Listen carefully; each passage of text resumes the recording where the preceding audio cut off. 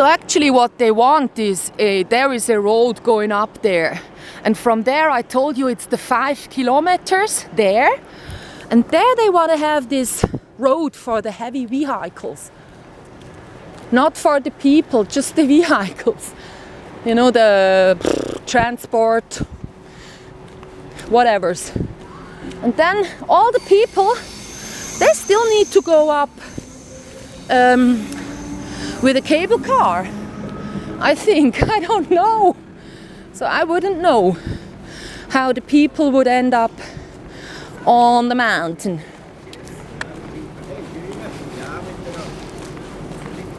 So yeah, now it's the 41st second, something like this time that I'm gonna you know, uphill. And since I'm not carrying that much, it won't even be, you know,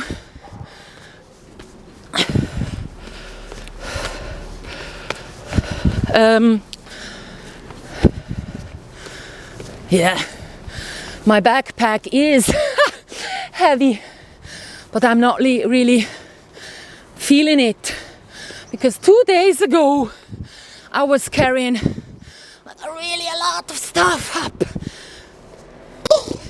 Cans, coffee cream, all sorts of things, you know.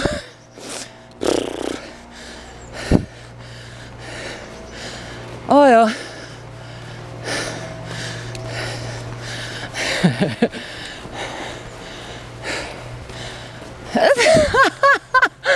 Yes. So now you just experienced how Switzerland can be like, you know. So elderly people, they might have used up their brain, so whenever they go, you know, like because of decency it was, she said that I should be talking a bit more silently. And I go like, I'm allowed to do however I want. So if people get annoyed because, yeah, me talking loudly, that's just the way I want to do stuff. So I said, like the guy that was telling me from Austria, he just has been driving here 12 hours. So then I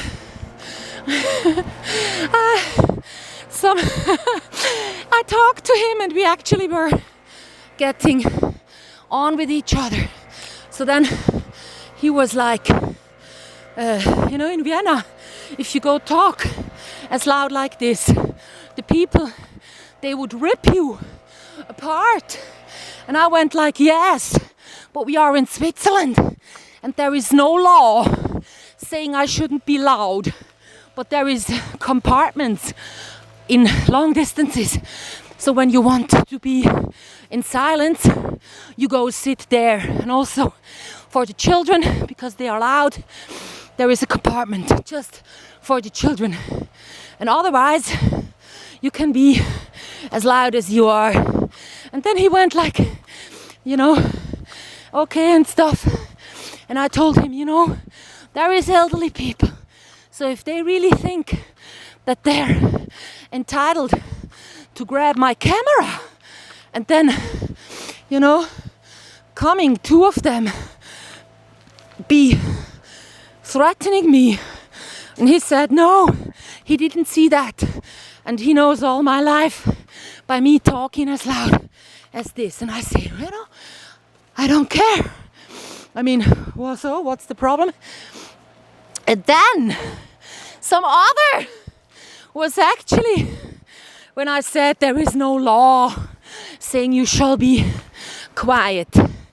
Then someone that was annoyed by me as well actually went and checked the board in the train where it says how you shall behave, not put the shoes onto the benches, not be playing music loud, not beg for money or go sell stuff. So these are the rules that actually apply to Swiss trains. Yeah, and me, I was kind of stressed out because there was this child falling and there is no way to make them go actually do the right thing. And then when someone first was a girl, I mean a woman with white hair, then he was that Austrian guy, and then a couple, an old Swiss couple, and children too. So the children weren't even getting out of the train from my side because they were like, eh, you know, laughing their head off because they wouldn't understand what it all was about. And also I then was explaining about in Switzerland you go to school for 9 years, so there you have your teacher, your Aching leader, so people aren't used to use their brains. So, and I told him that from 90 years of my life I tried to enjoy every single minute, and so he went like, yeah, that's cool and stuff. Yeah, so he gets out at Lintal, which is the last very station, and maybe if I go down there in a few days, I'll see him walking about. So then we'll talk, you know. And he was asking, what do you do? So what does that have to do with me being loud in a train? And I explained to him that the train is loud by itself. So, you know, it's not just that I want to be heard on the video. It's also, if I don't want to listen to the annoying school kids and the annoying this and that, the louder I talk to the camera, the less I hear about the people. So yeah. And then, yeah, I had to get off the train, so I wasn't able to kind of get to know the whereabouts. But usually also I don't really ask or want to know. It was just today when I was in the elderly home and I gave those dried and pressed, laminated foils of flower leaves to the woman that does the decoration in the restaurant right there. That beforehand, the real friendly personal handing out the coffee kind of asked me, how do you feel? So I went like, yes, I feel good. And then I asked her as well how she feels. That one I never do. I usually don't ask. I kind of depend upon people to tell me what they kind of feel like, and I hear it between the sentences, like between the lines. It's hidden, but like being sensible, you'll hear what people tell you. But it's a nuisance in Switzerland, so whenever people meet, they say like, hello, how do you feel? And they actually want to know. So it's actually, sometimes it's just they ask because now they're used to asking people this. But usually they really want to know.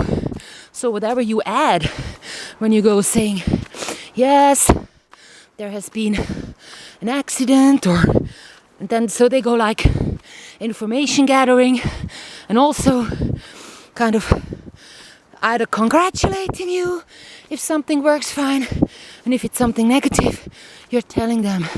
They would actually say sorry. They would say that they're sorry about that. hearing that. So yeah, that's the way you need to do it, but I never do. I just meet people, and whatever I want to talk about, I would talk about. So usually I am within the first class compartment, so all the people getting in there kind of, you know, they deserve it to have me talking loudly to a camera. So the others, second class I was in this time because first class was occupied already.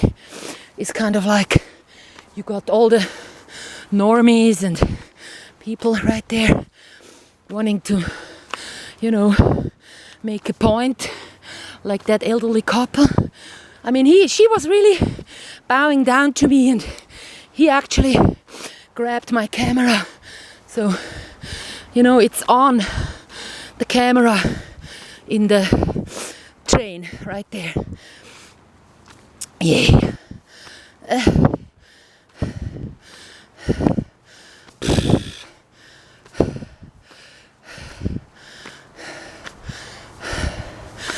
Yeah. So for artists, Switzerland, no, don't come here. If you're an normie, you want to make money, pay taxes, live a secure life, eat, breathe, sleep, shit. Oh yeah, there is good facilities all around Switzerland for you to do so. You really get to have the best toilets on the world, the cleanest streets, and the highest taxes too. So yeah, so I'm gonna shut down the camera and I'm gonna walk up to the mountain house because I hear the cable car running.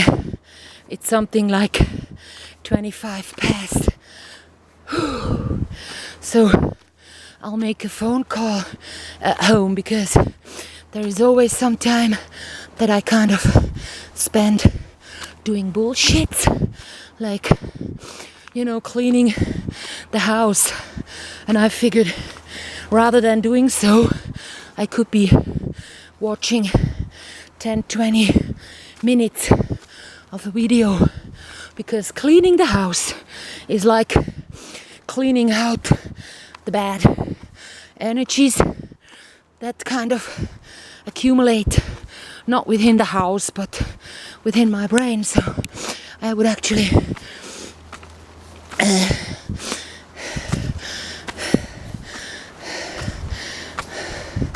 whatever, and I can actually do that once or twice a week, but not every day.